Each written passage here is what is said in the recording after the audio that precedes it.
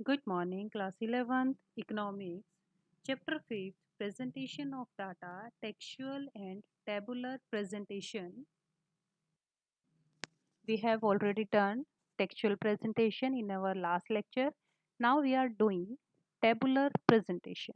Tabular presentation क्या होती है कि जब आप statistical data को कॉलम्स में और रोज में एक सिस्टमेटिक ऑर्डर में आप उसको शो कर देते हैं तो हम उसको क्या कहेंगे? Tabular presentation. टेबल में आपकी जो है वर्टिकल और हॉरिजॉन्टल दो तरह की लाइंस होती हैं। जो हमारी वर्टिकल लाइंस हैं उसको हम क्या किसके नाम से जानते हैं? कॉलम्स के नाम से। और जो हॉरिजॉन्टल लाइंस होती हैं उसको हम क्या कहेंगे? रोज कहेंगे। यानी कि टेबल में दो चीजें होंगी, कॉलम्स और रोज। अब प्रोफेसर एल आर कोनर ने क्या कहा कि tabulation involves the ordinary and systematic presentation of numerical data. कि जो टेबुलेशन क्या है वो किसको इन्वॉल्व कर रहा है? जो आपका न्यूमेरिकल डाटा है कि आप जब उसको एक सिस्टमेटिक ऑर्डर में शो कर देते हैं कि ताकि जो कोई प्रॉब्लम है वो क्या है इजीली कंसिडर की जा सके, तो उसे हम क्या कहेंगे? Tabular presentation of data. Now professor M M Blair क्या कहते हैं टेबुलेशन के बारे में कि tabulation in its broadcast sense is an ordinary arrangement of data in columns and rows. कि जो डाटा है स्टैटिस्टिकल डाटा आपका, जब आप उसको कॉलम्स और रोज में अरेंज कर देते हैं तो वो क्या कहलाएगा? वो कहलाएगा आपका टेबुलर प्रेजेंटेशन। नाउ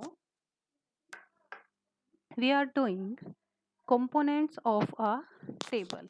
टेबल में क्या क्या कंपोनेंट होने चाहिए वो हम अब करेंगे।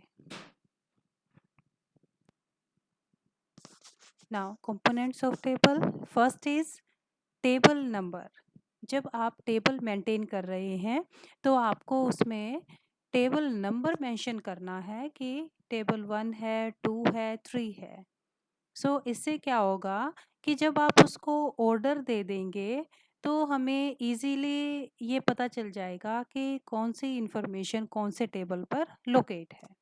Now second is title of table. एक टेबल को टाइटल देना बहुत ही ज़रूरी है क्योंकि बिना टाइटल के तो हमें पता ही नहीं चलेगा कि टेबल किस चीज़ से रिलेटेड है। ठीक है, टाइटल जो आप लिख रहे हैं वो बोल्ड लेटर्स में आपने उसको लिखना है ताकि जो क्या है जब कोई उसको पढ़े उसका एकदम से ध्यान उस टाइटल पर जाए। टाइटल जो है आपका मस्ट भी सिंपल होना चाहिए, क्लियर होना चाहिए और शॉर्ट होना चाहिए कि इतना लंबा ना हो कि पढ़ने वाले को उसमें इंटरेस्ट ही ना रहे। और एक गुड टाइटल में क्या क्या होगा? गुड टाइटल में आपने क्या देना है कि वो किस प्रॉब्लम से रिलेटेड है। दूसरा, कौन से टाइम पीरियड से रिलेटेड है। तीसरा, किस प्लेस से वो लिया गया है, किस place of study you have also mention in it. और nature of classification of data कि आपने डाटा को जो बांटा है वो किस हिसाब से आपने उसको डिवाइड किया है।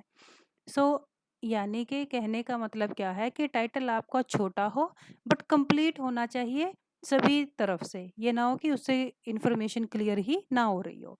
Next is head note. Head note, जब कोई आपने जो टाइटल दिया है टेबल को उसमें कोई इन्फॉर्मेशन कंप्लीटली नहीं आ रही है तो आपने एक हेड नोट दे देना है। ठीक है, मान लो आपने प्रोडक्शन से रिलेटेड कोई टेबल बनाया है कि प्रोडक्शन ऑफ ईयर 2019 एंड 20, तो आपने प्रोडक्शन तो शो कर दिया। अब आपने क्या किया कि एक हेड नोट दे दिया जिसको ब्रैकेट में लिख दिया कि production in lakhs, production in tons. ठीक है, तो हेड नोट हमेशा आपका जो क्या है एक ब्रैकेट के अंडर ही आएगा। Next is stubs. स्टब्स क्या होती हैं कि टेबल के अंदर आपने जो भी रोज बनाई हैं हर एक रोज को आपने जो टाइटल दिया है वो क्या कहलाएंगी? स्टब्स कहलाएंगी। Next is caption. Caption column का वो टाइटल होता है जो आप टेबल के अंडर, मान लो आपने जो भी कॉलम बनाई है ना उसको आपने कैप्शन में डिवाइड कर दिया। कैसे? मान लो जैसे स्टूडेंट्स का आपने कोई कॉलम बनाया है, अब आपने उसको 2 सब हेड्स दे दिए जैसे बॉयज़ और गर्ल्स, तो वो क्या कहलाएगा? कैप्शन कहलाएगा। Next is body and field, body और फील्ड आप इसको कह सकते हैं। बॉडी मीन्स कि परफॉर्मा ऑफ टेबल और total items are in the table, कि टेबल के अंदर आप जो भी टोटल आइटम्स ले रहे हैं ना, वो उसकी बॉडी है जिस जिससे मिल करके बना है, चाहे वो रोज हैं, कॉलम है, स्टब्स हैं, हेडिंग है, सब हेडिंग है, कुछ भी जो क्या है, मतलब जैसे एक ह्यूमन बॉडी है ना कि आईज भी, लेग्स भी, नोज भी, सब कुछ है, ऐसे ही आपके टेबल में भी सब कुछ हो, वो क्या कहलाएगी? उसकी बॉडी वो कहलाएगी।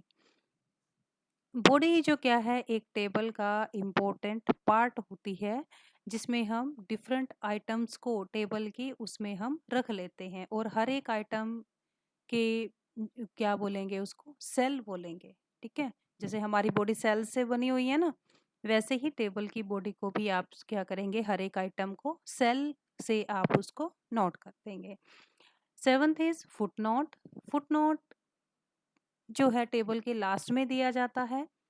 किस लिए दिया जाएगा? कि आप जो पढ़ने वाला है उसको क्लियर हो सके, अगर कोई इंफॉर्मेशन टेबल के अंदर क्लियर नहीं है तो उसे हम क्या कहेंगे? Foot note. फॉर एग्जाम्पल, आपने छोटे बच्चों की डेट शीट देखी होगी, जिसमें क्या होता है कि उसमें आपको दिए जाते हैं कि जैसे इंग्लिश ओ ब्रैकेट में लिख देते हैं, हिंदी डब्ल्यू या इंग्लिश डब्ल्यू, और लास्ट में आपको क्लियर किया जाता है कि ओ मीन्स ओरल और डब्ल्यू मीन्स रिटन। तो वो क्या है? फुट नोट है जो आपको टेबल के बाहर में दिया हुआ है। Last is source. जब आप अपना डाटा सेकेंडरी सोर्स से लेते हैं तो आपको सोर्स भी मेंशन करना पड़ेगा। अगर आपने प्राइमरी डाटा से बनाया है तो कोई नीड उसको नहीं है कि सोर्स बताने की प्राइमरी डाटा का है। वो ऑब्वियसली जो क्या है वो पढ़ने वाले को पता चल जाएगा। अगर सोर्स नहीं दिया है तो इसका मतलब ये है कि ये प्राइमरी डाटा से हमने लिया है। जब आप सेकेंडरी डाटा उठाते हैं तो आपको फुट नोट में सोर्स जो आप बना रहे हैं उसमें ये भी शो करना पड़ेगा कि पब्लिकेशन जो है उसका नाम क्या है, कौन सा पब्लिशर है, किस ईयर में वो डाटा पब्लिश हुआ था, रेफरेंस क्या है, पेज नंबर क्या है, एक्सेट्रा। तो ये सभी चीज़ें जो क्या है आपको उसमें देनी पड़ेंगी सोर्स में। सो ये था हमारा component of A table, means कि एक टेबल बनाने के लिए आपके पास कौन कौन सी चीज़ें होनी चाहिए। कल हम जो क्या है जो टेबल है उसका फॉर्मेट करेंगे। सो आपको ये जो सभी पॉइंट्स मैंने करवाए हैं वो अच्छे से क्लियर हो जाएंगे कि बॉडी क्या है, फुटनोट क्या है, सोर्स क्या है। सो तब तक आप you have to revise all of them and also note down in your notebooks. Thank you.